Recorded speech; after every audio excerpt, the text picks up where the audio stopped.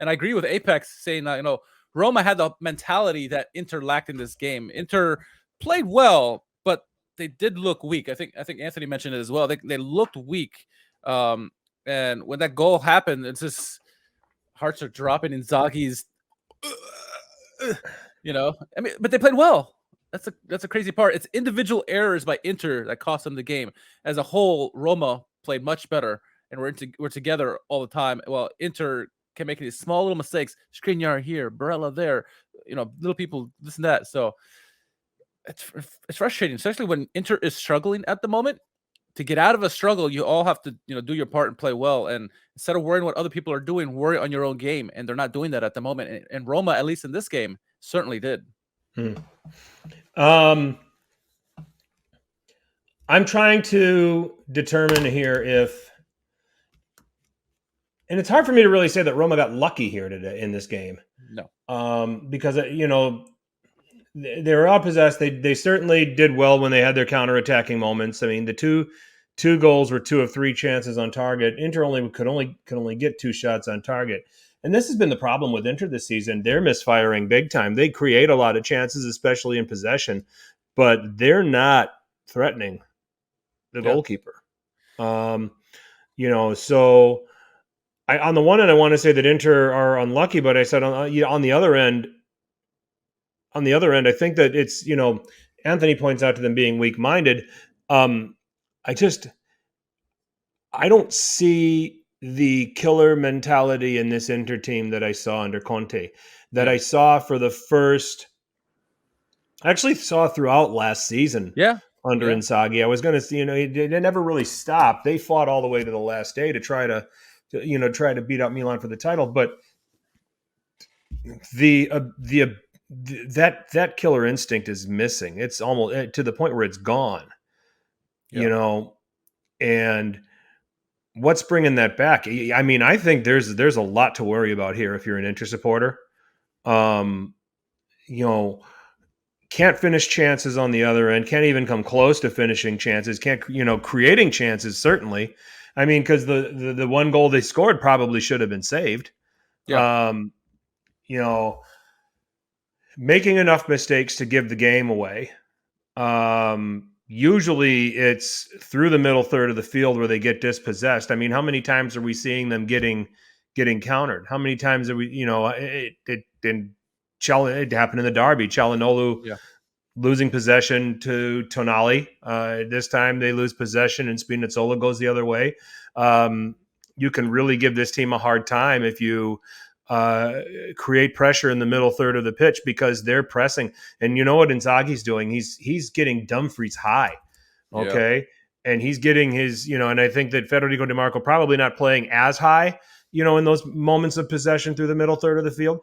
But there is a lot of numbers forward, and it's a stretched Inter that makes the one technical mistake in the middle third of the field, and you can counter them. And I mean,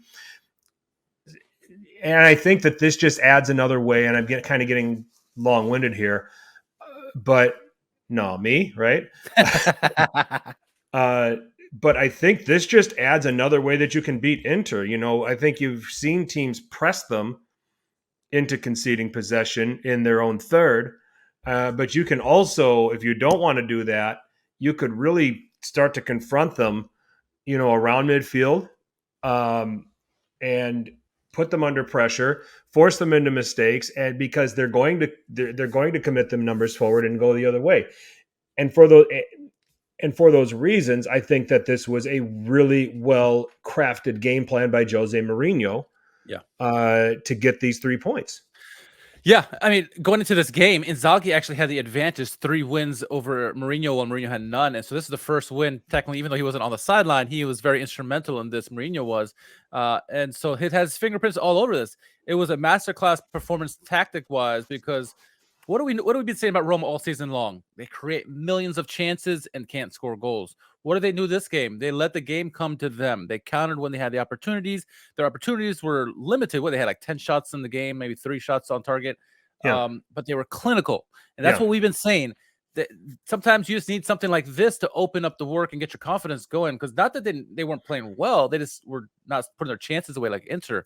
This time, the way Mourinho set them up, it's full on counter, and they took their chances when they had them, which it wasn't many, and they made them pay. And that was the brilliance of Mourinho. They were strong throughout the game, even when obviously Inter were going to press and try to get the equalizer.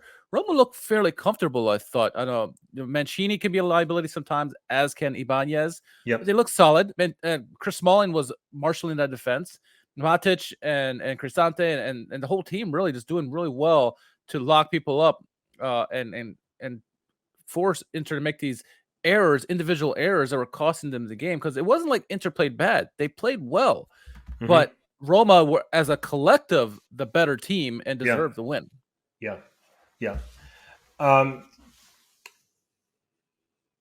I mean, Roma now are finally getting results against the Seven Sisters. Yeah.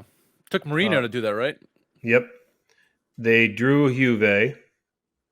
They did lose to Atalanta, but I don't, nobody's beating them for some. Nobody's beating them. Nobody's scoring on them.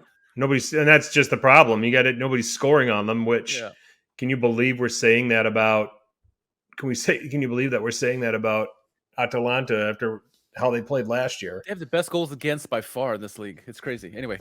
Yeah, Roma. I mean, it's astonishing. We'll get into them here a little bit.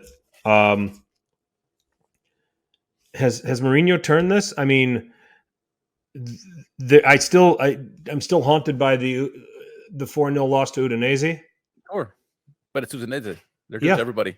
Yeah. You're just gonna take another lap. You're gonna take another victory. I'll be right back. Let me go run around. Wait till I'm gonna be the first one you hear from if they lose to Hellas Verona tomorrow. Yeah, that's true. No, but it is Mourinho. This is definitely Mourinho. And this is a team that can get a lead and hold on to it. You could never say that about Roma in the past. No chance. They've learned how to play defensively. Could they do better and get better personnel? Sure. But consider what they have. It's a disciplined team that knows what the roles should be, each of them, and play as a unit. And that's why they're doing so well. That's why Roma's successful defensively. And on the counter, they obviously have some talent that can score some goals and create opportunities. So this is a good Mourinho squad here, very well managed. And I think, yes, they still have the blips in the radar, the Bodo Glimt, the Udinese, that kind of stuff. They still pull out games like this, and it's like, we give Mourinho some credit. They did win Europa League last year, or Conference League, excuse me. So maybe they won Europa League this year. But yeah, it's absolutely Mourinho's blueprints all over this. Mm-hmm. Yeah, second season magic from him again. We laid this out. There's only 2 places where he did not have a good second season, and those probably are far more beyond his control than any other environments. That's Manchester United and Tottenham, is 2 most recent, but I think he's creating that resurgence here again at Roma and still continue to be a top 4 contender. I think I had them 4th when I finished these predictions. I got to go back and look.